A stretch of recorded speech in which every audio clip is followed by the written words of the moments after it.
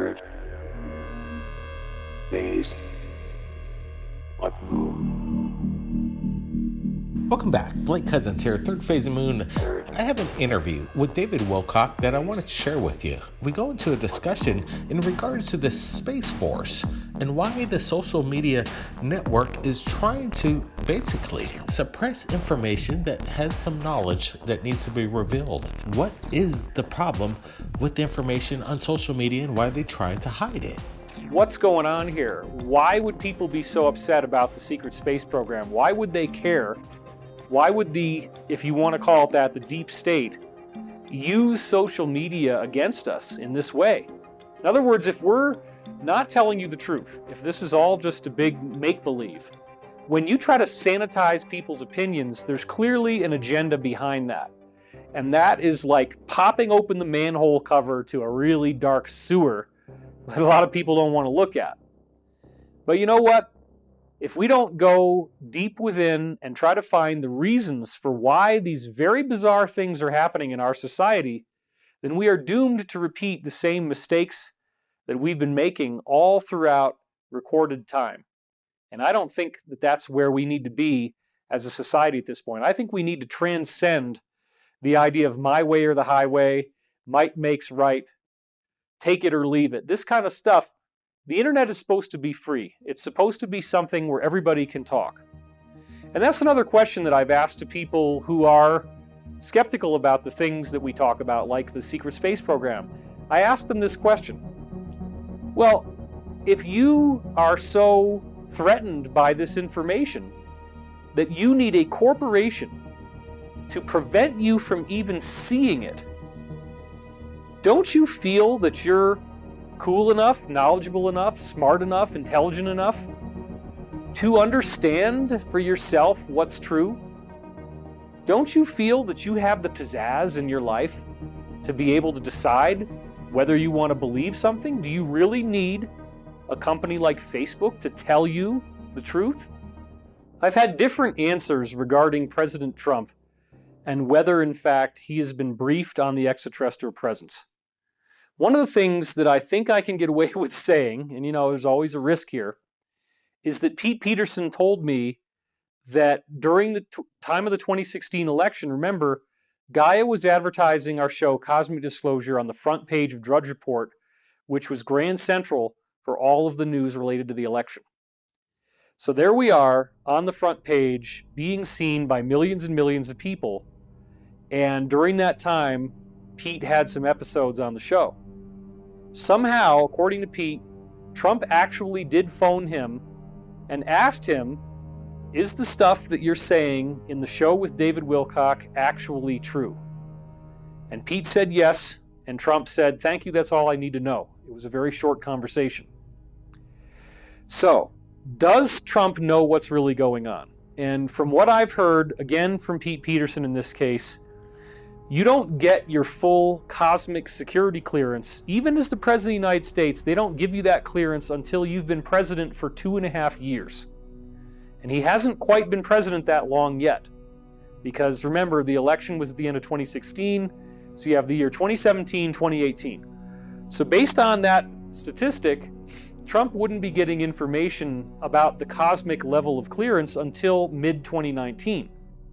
However, we do believe that thanks to this group called the Alliance, which is again an international group comprising a majority of the different countries of the world, their governments, their militaries, and a surprising number of the military and intelligence community here in the US.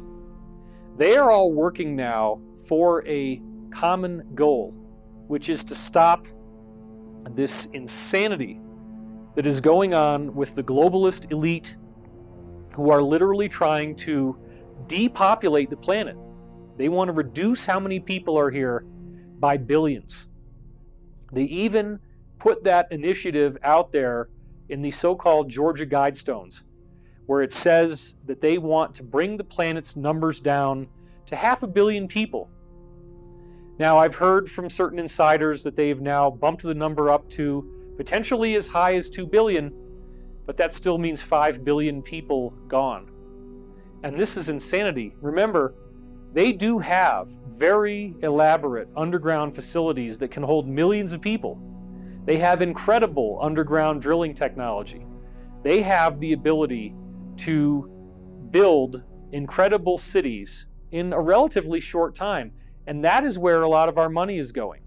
Our money is not just disappearing, it's going underground and it's going off planet. And this is no different than what we see in the history of Rome, in which Rome was expanding so much that now all of their money is offshore because they're busy trying to build empires outside the homeland, and the homeland ends up crumbling. Except in this case, the homeland is the Earth's surface. What we're not seeing is these gorgeous, glistening, beautiful underground cities. All of these various shuttle systems that they call the sub-shuttle that allows you to be transported at very high speeds from one city to another. We don't see all the spacecraft that they've been designing. We don't see the elaborate build-outs they have on the moon, which are usually on the dark side so that we don't see the lights when the moon is obscured by the Earth's shadow. We don't see any of the stuff that they've got on Mars. We don't see the stuff that they have on various other moons and asteroids in our solar system. This is real. This is not science fiction. We are being lied to on an unbelievable level. And Trump definitely is aware of at least a good part of what is going on. They don't answer to anybody, they're not accountable to anybody, and they have a technological advantage that makes it very difficult to approach them on their own terms. But this is another interesting area, which is the idea that the secret space program itself, despite being what Richard Dolan would call a breakaway civilization, actually does have its own alliance where they are doing their part to try to bring all of their technology to us. Understand that the whistleblowers I've spoken to, the insiders, have said that the technology in the secret space program is so vast that it would literally solve all of the problems we have on Earth. Clean up radiation, desalinate water and bring it to the point where it's drinkable, greening the deserts, solving all of our problems with trash, solving all of our problems with hunger, with poverty, starvation, homelessness, you name it. There is nothing that we can't do with the technology that already exists. This technology also includes portal travel, the ability for us to go to the stars. It's truly phenomenal stuff, and it shouldn't be kept hidden from us. So wouldn't it be amazing if President Trump decided to come forward with what he knows? And that seems to be a big part of what's going on here. And I've been talking about this for many years. Pete Peterson was giving me briefings from the Alliance all the way back in 2009, where they had a plan to do mass arrests of the people in the so-called deep state. Is the recent vamping up of the Space Force in regards to maybe some kind of hostile alien threat amongst us? So President Trump mentioning that he's creating a Space Force and this is going to be a new branch of the U.S. military is certainly a very interesting point. And in fact, my fellow commentator Benjamin Fulford recently just told me that he was listening to radio in Japan and they were recruiting soldiers for a Space Force and said that it would be similar to serving on a ship. This is happening now. So we have some really interesting stuff going on here. What does Trump mean by a Space Force? What are we really hearing here? Where is this all going? I have received briefings about what this is supposed to be and where it's taking us. And it is very interesting. It does appear that we as a planet may need to fight some kind of a battle. Because from what I've been hearing from various insiders, there is a very serious battle going on in space right now. We did apparently have a group of extraterrestrial beings that are highly evil, that have been written throughout our histories and our mythologies going all the way back to the ancient Hindu scriptures, where they have Rakshasas, also called snakes, humanoid beings that look reptilian that are very evil. So this is nothing new. These beings show up in people's fears, the archetype of Satan and demons, these beings that have vertical slit pupils, that have scaly skin. there actually is something to that. There's some deep part of our subconscious or our greater higher self that apparently knows these beings exist. All the different ETs that we see are human-looking in various forms, but this particular type is indeed derived from reptilian life, but it's reptilian life that evolved into a human-like form. They tend to be a lot taller than we are, sometimes twice the height or more of a conventional human being. They could weigh up to 3,000 pounds, be 14 feet tall, have a 5-foot wide span of their shoulders. These are very nasty beings, and they came to the Earth apparently going back to ancient history. They've been tampering with many different cultures throughout time, and they even made a deal with Nazi Germany in the late 1930s before it truly became Nazi Germany and did what it was doing for World War II. All of this stuff is not fiction. I've had too many different insiders who proved their bona fides to me. They showed me the legal documentation of their military service. They speak very articulately. Many of them are not on the record. They all have talked about these reptilian humanoids. And this is one of the things that Above Majestic does so well, is to expose what these beings are, where they came from. We have rare footage from William Tompkins that nobody's ever seen before except for maybe a few people, in which he's talking about this and the fact that he was there in World War II taking briefings from 29 different American spies embedded in Germany's secret space program. And one of the things that they were seeing as they were working in these secret facilities is these tall, reptilian-looking humanoids that were obviously extraterrestrials, telling everybody what to do, running the show, being in charge. Violent beings, beings you do not want to mess with, beings that will kill you if you disagree with them. So everybody's basically in something like a slave camp. Well, what I've heard from Pete Peterson is that in the not too distant past, there was a war in which we, as in Earth humanity, are now throwing off this Draco reptilian control. We are fighting them. We are fighting them in space. We are fighting them underground. There are entire cities that they had that we have destroyed. We have brought up our level of technology to the point that we are now at parity with them. We can fight them on their own territory. Our weapons are as good as their weapons, and it is a very serious battle that involves thousands of ships, many, many thousands of soldiers, and again, most of these people are living in a breakaway civilization. There was something called the brain drain in the 1950s, in which many, many people got shipped off planet, and they are no longer a part of Earth reality. They don't get to come back. They either stay underground or they stay off planet. In some cases, they're told that we wiped out our planet in the 1980s with a nuclear war, but they can't come home, even if they wanted to. And the information is so tightly controlled that there's no way that they would ever know otherwise. So bear in mind that this is the world that I live in. These are the insiders that I talk to. It's very controversial stuff, but we have heard that there may in fact be a need for us to fend off more of this Draco threat, and that there will be a need for people from the conventional world to become aware of this and to engage in the fight. And this is serious. I'm not making this up. This is some of the briefings that I've gotten. I don't know if it's true, but it's certainly a provocative question. We have had a new wave of disclosure in the UFO community. We were already starting to get some of this in the Disclosure Project event in 2001. Some of the witnesses there had some really interesting things to say when they testified on May 9th, 2001 in front of the National Press Club for the world's press. It didn't get the kind of coverage that it should have, but there were 39 people there. I was there the day after on May 10th, 2001 for the closed executive VIP summary briefing for members of Congress and their aides.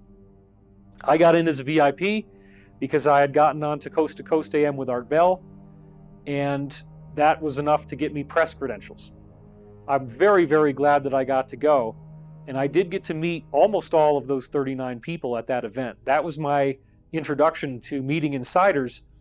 But then when Project Camelot came out 2006, I actually got together and affiliated with them in 2007, and I began wanting to get introduced to various insiders they had in exchange for trading my own insider information with them. This is where I met Daniel, who claims to have worked on the Montauk project, in which they took a seat out of a flying saucer type of craft, hooked it up to a very high energy power supply, and then with the proper training, a psychic could sit in the chair, and that psychic could think about a particular place, and a portal would open up in the room that you could actually send people through, and they would go to that place. And they quickly figured out they could do this through space and time. Now, Daniel was someone who I spent a long time talking to, many, countless numbers of hours of getting briefings on this.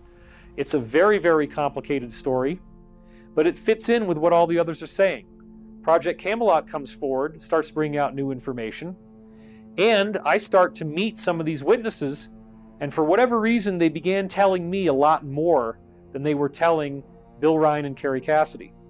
That's not my fault. It's not something that I wanted them to do, but it just turned out that they were trusting me more for whatever reason. They were telling me things that they didn't want to say to anyone else. They were worried about the possibility that this information would go public, and I convinced them that I would keep their confidentiality. So it wasn't really until I met Emery Smith, Pete Peterson, and Jacob in 2009 that my information on all this started to go into warp drive. And what I've since learned is very important. We do have a war taking place between different types of extraterrestrials. Almost every insider you meet is going to tell you that the vast majority of all the extraterrestrials that are out there visiting us today, using cloaking technology, so we rarely see their ships, occasionally we do. So when we're looking at extraterrestrials, we're looking at that most of them are benevolent. Most of them are the good guys. They've showed up in various cultures as gods, as angels, as benevolent spiritual teachers. And then you have a much smaller number that are very aggressive and very evil. And this war, by the way, between extraterrestrials, this is a war that is fought by proxy. We are the proxies. The choices that we make determine how that extraterrestrial battle takes place. The reason why is that we have a lot of free will over what's going to happen on this planet. So we have to authorize bad things to happen. The authorization comes by us allowing ourselves to be conquered. The negative has to advertise what they're doing. They have to show us the symbols. They do it in music videos. They do it in movies. They do it at the Super Bowl halftime show. They did it in the Olympics opening and closing ceremonies. They put the symbolism in our faces. Many of these various things show us these symbols. For example, the F in the Facebook logo is very similar to the logo for two-ball cane. We see in the Google Play logo something that looks very much like the sigil of Lucifer. There's lots of examples like this you can dig up if you go digging for it online. My point in telling you this is not to scare you. My point in telling you this is to understand that we actually have the control. We have the control over how the future is going to go. The negative beings are not allowed to do more than what we authorize. And so what their focus is on trying to get us manipulated to the point where we are selfish, greedy, manipulative to one another, and then in so doing, we authorize these disasters to take place. So yes, there are certain national security concerns regarding certain types of ETs, but as long as we on Earth maintain positivity, those ETs cannot come after us and hurt us. I do think we're ready for disclosure. We've had generations of disclosure already happening. We've already heard from great insiders who've given us great information. Dr. Stephen Greer's Disclosure Project in 2001 was truly a monumental event. I was very fortunate to be able to be there myself to meet most of those 39 insiders. And then I had many other insiders come forward to me afterwards. And now it's kind of unfortunate in a way that a lot of these people didn't come forward to anybody else but me. I'm not even really sure why that is. I was very good at keeping people's confidentiality. I'm a great talker. People liked me. They wanted to hang out. So I got to know a lot of different people who had some very interesting things. And when you get into this world, the information is so complicated. There's so many things you hear. You can't possibly remember everything people tell you. It's so intense, but then what happens is you'll be talking to somebody else, and then that somebody else will bring up things that you heard from 2 or 3 other people. And it's as if they're all part of a greater community with a commonly shared body of information that they're all drawing off of. This makes it so unlikely that what I was hearing could have in any way been the product of lying or some kind of elaborate disinformation campaign. I know it's very hard for people to believe that this is true, but there actually is a lot of evidence. When people say there is no evidence, that is something the media has trained them to say. It is a psychological operation run by groups like the Central Intelligence Agency, trying to make you blind to the truth. So if we get some kind of disclosure, are we going to get the whole truth, or are we going to only get part of the truth, or is it all going to be made up?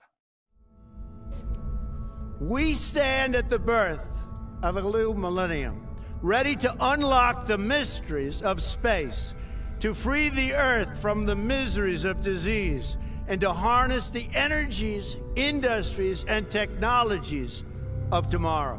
I can't make any type of proclamation that would say for certain how disclosure is going to go down. What I do know is that there are groups on this planet that want to tell us the truth. They want to show us the truth. There are ways in which unequivocal proof could be demonstrated. What it probably is going to come down to, as I have heard from Pete Peterson, is that they are going to do things similar to the World's Fair, in which various extraterrestrial craft that crashed and were recovered and kept in places like Hangar 18, Area 51, will be brought to major cities. There will be displays that happen where you can see the ships. Now, I don't know if they're going to allow people to actually go inside the ships or if they're just going to let them see it from a distance with some kind of barrier in the way. For all I know, they may actually allow you to go inside. So this is what I'm hearing, that there will be a massive amount of technology and information that is released. We very likely will get introduced to various extraterrestrial groups. This is one of the things I've also heard very consistently. And we've also heard that our own military-industrial complex has very advanced craft that they are going to decloak in our atmosphere.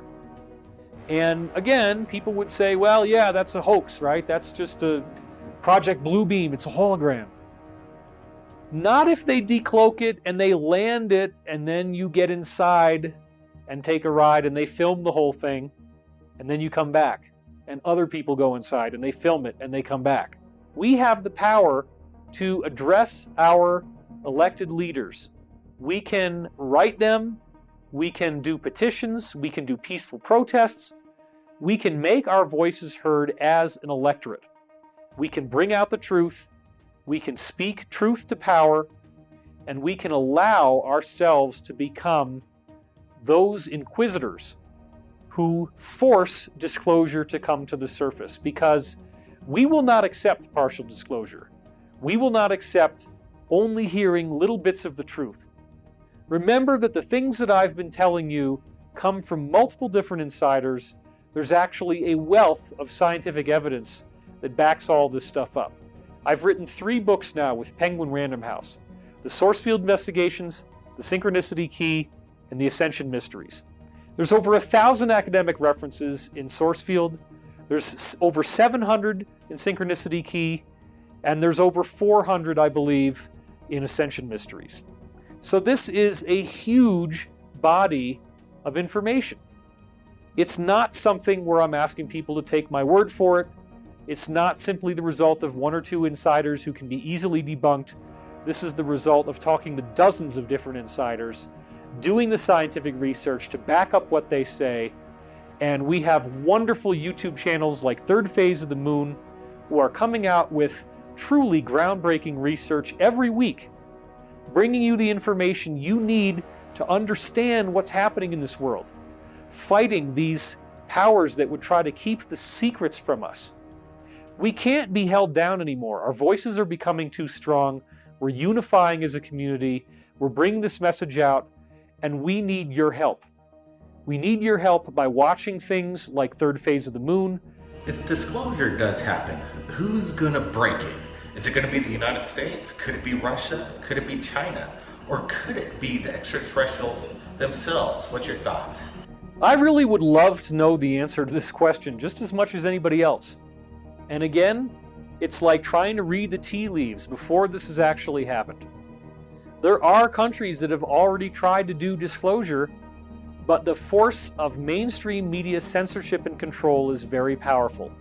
Look at what's happening with Facebook, Twitter, Instagram, all of these different social media platforms just outright banning people, taking away pages that have millions of followers left and right, doing it for the right-wing side, where it has to do with Republican conservative ideals, doing it for the left wing, where it's about nutrition, organic food, exercise, healthy eating.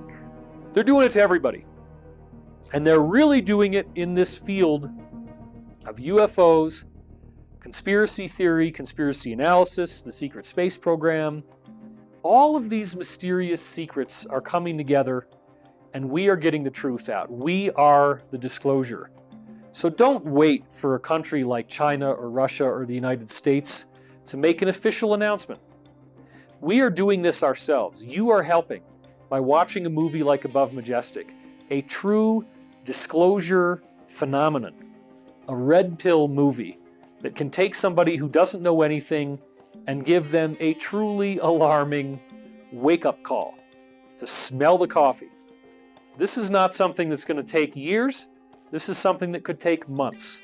We just need enough people on the same page, bring this message out, doing the research like we see here on Third Phase of the Moon, bringing you knowledge, bringing you information that is transforming the very nature of consciousness itself.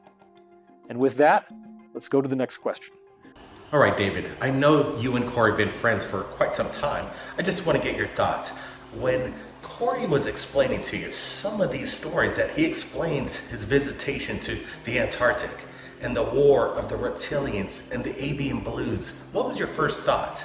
Did you think this guy was nuts? And how did you guys first meet anyway? Okay, that's a pretty complicated question, but let's begin with how did I first meet Corey Goode? Corey Goode began writing me emails, and I think I've traced it all the way back to about 2009. And at the time, he was only leaking to me certain pieces of weird information he'd picked up during his time working for the Texas State Guard. And there was some pretty cool stuff there. We talked from time to time. We had limited amount of dialogue, not a whole lot. We'd talk a few times a year by email. But he didn't ever really tell me what he knew, what he had remembered. That didn't happen until he decided to come forward on a much larger level, the first emails of which I saw in October 2014. And at that time, he emailed Bill Ryan and Carrie Cassidy at Project Camelot. He interviewed, or tried to get an interview with Benjamin Fulford, and he wrote me. Now, I have to admit, when I first got these emails from Corey Goode, I didn't know what to think about this dude. And I kind of just held back. He's talking pretty strange. He's got a lot of weird jargon that I haven't heard before. Let me just watch for a while, see what this guy's up to, see where this is going. I'm not going to make any sudden moves. So he did first interview with Project Camelot. Benjamin Fulford didn't really take the invitation. And I started to see him writing various things in discussion forums, him making various posts. And it was after reading this in more depth that I started to see, oh my gosh, how does he know about that? How does he know about that? How does he know about this? Where did he get that from? Nobody's ever said this publicly before. Where did that come from? How did he get this? And that's when I got excited. I wrote him and I said, dude, we need to talk. And it actually took about a week before he started to talk to me. But very quickly, this is now about the end of October 2014, beginning of November 2014. We began talking for about 2 hours at a time, almost every day. And I had my little recorder running the whole time, so we do have all that audio from all those conversations. There was a certain amount of personal material, but basically I was just interrogating the heck out of this guy. And along the way, I kept bringing up things that I had heard from other insiders, and it was absolutely amazing how much correlation there was with all the different people I met from Disclosure Project, with multiple other insiders, many of whom, for whatever reason, as I said, have only been willing to speak with me. Here's a guy who seems to know little bits of what everybody else has said.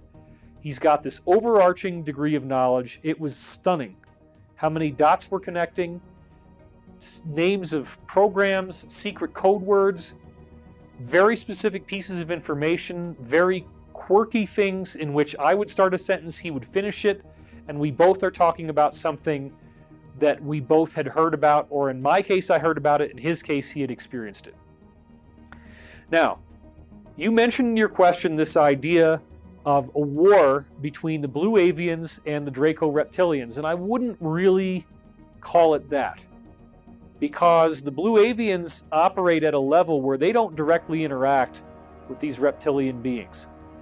They would be more like overseers, giving advice, giving guidance, helping people out. They work at a level where the Draco would never even be able to see them or access them.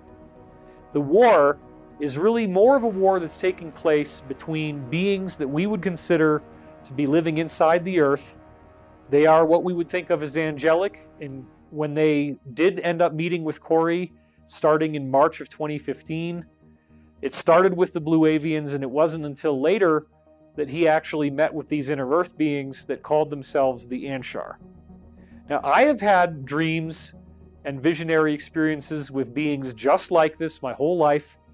I had written about it long before Corey came along. Many other people have had similar types of experiences. I don't believe this is fake. These people do seem to exist. They are very human-like. Many of them could pass for people on Earth. You wouldn't notice any difference. And yet, they are very different. They are not the same at all. They have amazing capabilities, amazing technology, and amazing spiritual development. These people are telepathic. They read minds. They have the ability to levitate themselves. Corey actually did go to their cities at one point and saw some of these people levitating. They have very advanced technology, and they represent the next level of human evolution, which apparently we're going to go through as well. We're going to become like these beings, where we can move things with our mind, where we can hear each other's thoughts, where we have access to the different lifetimes that we've led throughout time and space. We can see beyond one incarnation. We have the ability to look beyond the veil of living and dying, to understand this life and the afterlife, see how the two work together, and be able to help facilitate people as they transition from one realm to the other in what we would typically call physical death. It's not really death. You do live forever. Your soul will always exist. And in that sense, nothing's really dangerous, and you will always go on with your identity, with your consciousness. You're never going to be lost. You're never going to fade into some blackness. We don't need to be afraid of death. So what's happening is that these inner Earth beings, the Anshar, the fourth dimensional angelic types, are fighting against these demonic, negative, evil reptilians. They are nasty. They are more evil than we could ever even imagine. And this battle's been going on for hundreds of thousands of years. It didn't start on Earth. It got brought to us. It's been imported, let's say. And so, as I said earlier in the interview, this is a proxy war. It doesn't just happen here between these beings. It happens between us. The beings are fighting each other based on the choices that we make. The more that we act in a loving, positive, compassionate way, the more that those inner Earth beings can fight on our behalf and can win. They have the ability to totally defeat the reptilians. The war only is being fought because of us. And we need to fight for disclosure. Bringing the truth out to the public, getting this information out, will be what defeats this archetypal devil that lives in hell, below the surface of the ground, in these underground bases, some of which, if you went there, are very nasty. And in fact, the reptilians like things hotter than we do. So these, in some cases, are very hot cities with a high temperature. And I know some people are laughing, and that's okay. If you need to laugh in order to hear the truth, that's okay. But what is going to happen is there will be a point at which you're not going to be laughing, in which this is all going to become very serious, disclosed on an official level, no longer subject to this type of laughter, and this war has been going on for a long time. We are involved in the center of it. We are caught in the middle of it. The choices that each of us make on our own free will basis determine the outcome of the collective. Corey Goode is not a god. Corey Goode is not a savior. I've never looked at him that way. I've seen plenty of flaws in him that probably most people never would, and he has seen plenty of flaws in me. I'm a real guy too. I put my pants on one leg at a time. I make dumb mistakes. I use rude language sometimes. I've done it on stage plenty of times. I'm not perfect. I don't claim to be. I'm just a researcher who's had some very interesting pieces of the puzzle put in front of me, and I've taken those pieces and I've run with them, and I've done the homework, and I've done whatever it is, 625 episodes of television now, a lot of stuff. So the other part of the question is regarding Corey Goode's visit to the Antarctic, and that's another really, really complicated subject. Antarctica is a lot more interesting than we have given it credit for. If you look at the Piri-Reis map, where you see the coastline of South America, and then it's joined by a land bridge to what appears to be Antarctica, that's very interesting. And what's even more interesting is the Orontes-Phineas map, which very clearly shows Antarctica. Except, it shows Antarctica with a lot less ice. And in International Geophysical Year 1954, we did the first sonar surveys of the land beneath the surface of Antarctica. You'll notice in the Orontes-Phineas map, there's a little chunk over here, and then there's a bigger piece of Antarctica. That's exactly what's really down there that we now know from using sonar, which we didn't know till 1954, and yet this is an ancient map copied over from scrolls that are hidden away in the Vatican Library after they stole them from the Library of Alexandria, pretended to burn the whole thing down, but actually brought all the best stuff to the Vatican. So Antarctica was not always covered by ice. The Earth did shift on its physical axis, apparently because of a nuclear war from extraterrestrial civilizations that had colonized the Earth. And there were two different major types that were here. There was the people with the elongated skulls, which we still find those skeletons all over the planet, and we were able to get this message out. People are ready for the truth. They're hearing what we have to say. No level of government, social media suppression is going to hold us down. The truth is breaking out. So please support channels like Third Phase of the Moon, and please go and see Above Majestic. I want to thank you guys for having me on your channel, and I hope that you watching this will have had fun and learned something you might not have already felt. Or at the very least, you might enjoy laughing at me and thinking that this is all nonsense. But just remember what I told you, because at some point, you will no longer have the luxury of ignorance. Thanks a lot. I'm David Wilcock for Third Phase of the Moon. We'll see you next time.